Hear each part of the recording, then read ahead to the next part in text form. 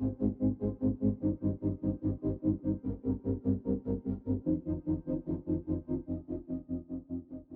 of going to what we are talking about in a larger scale way, like you made this really good point, Rohini, about the two parts to inclusion and equity, where you have to like support, if we're thinking about the two Meghans. So like for Meghan Markle, you have to support them, set them up to succeed, give them the training that they need, give, like when you're thinking about racialized candidates or any other, I would argue, like I think we don't talk enough about ability, we don't talk enough about like other types of intersections. So when you have candidates that are deviating from like the biggest air quotes ever, the norm, you need to set them up to succeed. So that's Meghan Markle.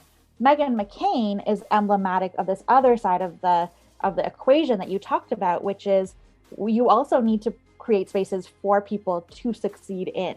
And if you continue hiring people who, and actually to go a little bit on a tangent, it's also a similar thing with Sharon Osbourne, right? We have these two, white ladies who are known for and kind of celebrated for sharing their controversial opinions, but often that controversy is racist. So the other thing about Meghan McCain is that she came under fire. John Oliver a few days ago reminded the internet with its kind of short memory that Meghan McCain was right there with then President Trump when he was calling COVID-19 the China virus.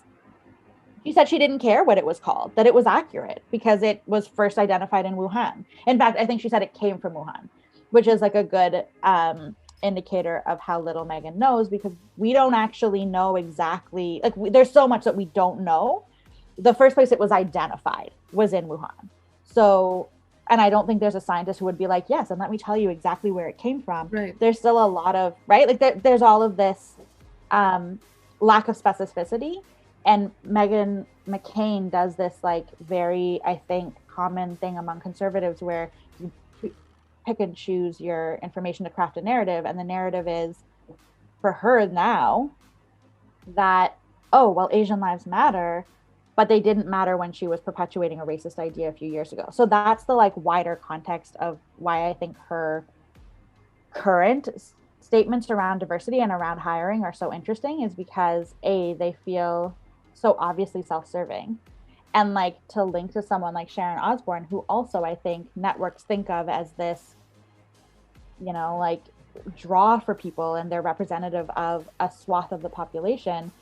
But I don't know, I just find it kind of offensive that these people are being able to take up this space, feel entitled to this space, and in fact can make these statements that are so self-serving and with any lack of like self-reflection.